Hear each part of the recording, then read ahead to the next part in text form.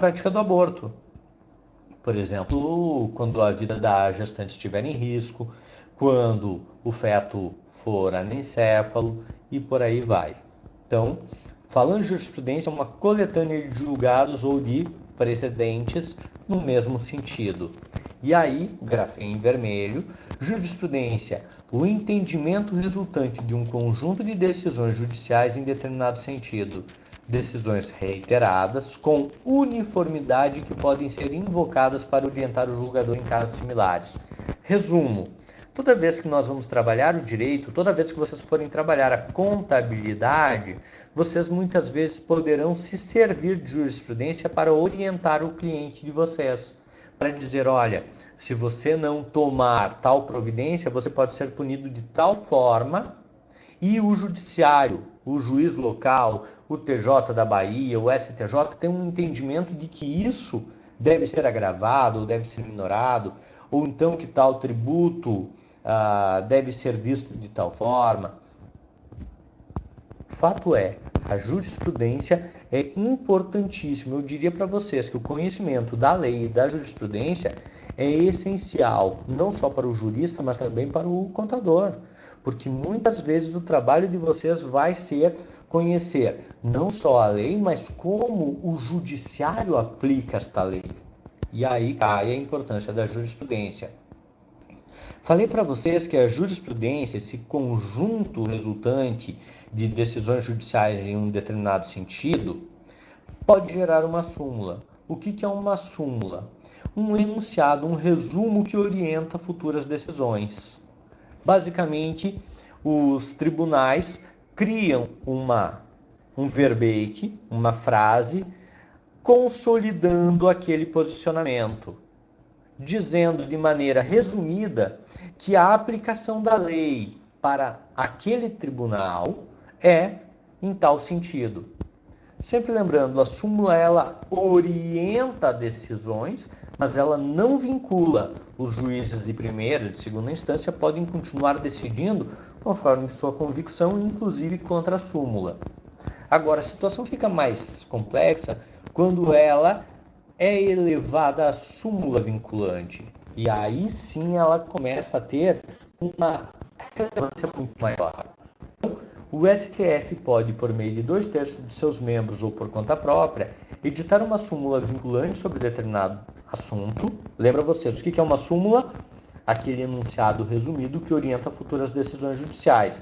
Só que agora, por ser vinculante, ela é obrigatória para o judiciário e para a administração pública direta e indireta. Então, falando em jurisprudência, lembrem-se do quê?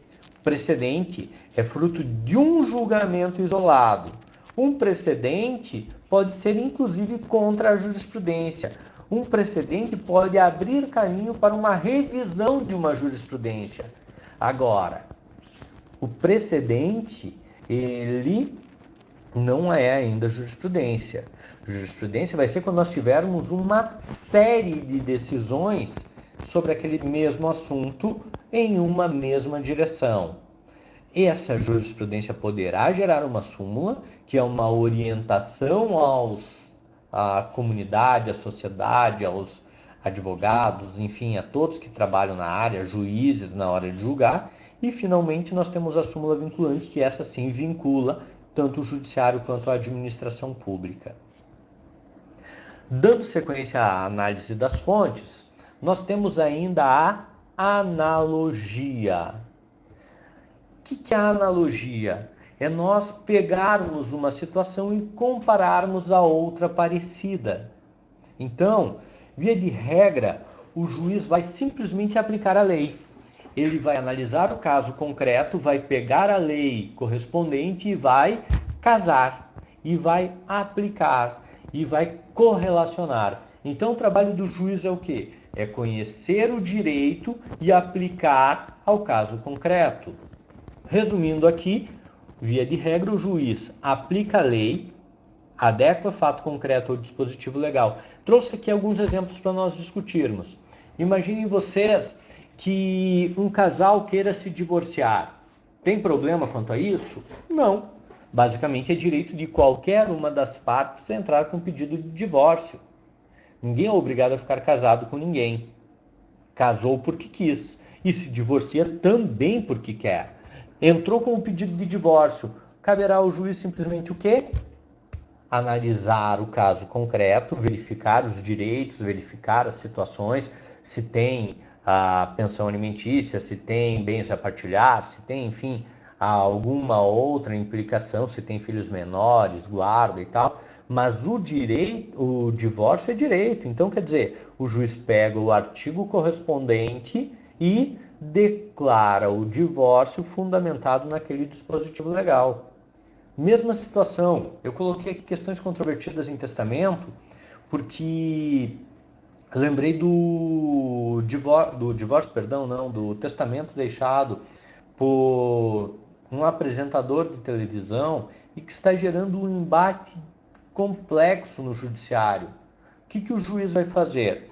O juiz vai analisar o documento, vai aferir se ele é válido, se ele é eficaz, se ele cumpriu todos os requisitos da lei e vai analisar o que cada parte está argumentando, o que cada parte está arguindo. Com base nisso, ele pega o fato, a morte do apresentador e o testamento existente, vai pegar o pleito, o pedido de cada uma das pessoas e vai aplicar a lei, vai verificar o que é de direito a cada um. Outra situação, rescisão, revisão de contratos.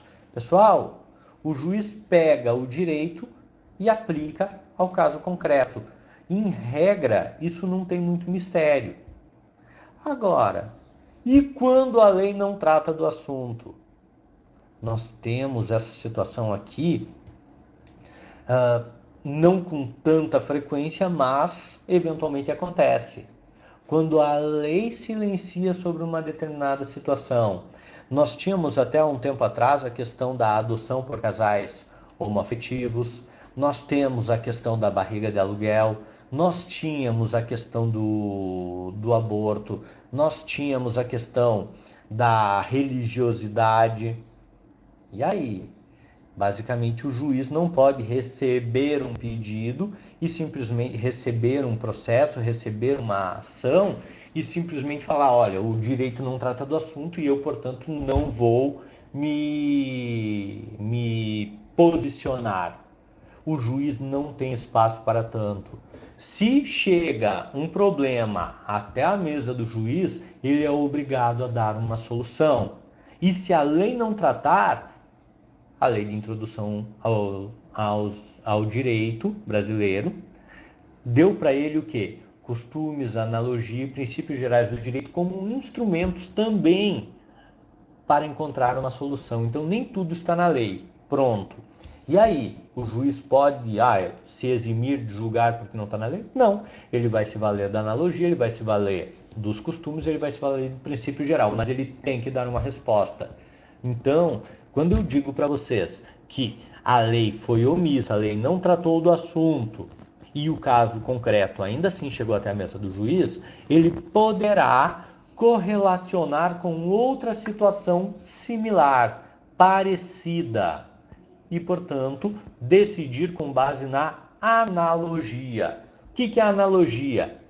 A analogia consiste na aplicação dos princípios extraídos da norma existente a casos outros que não expressamente contemplados.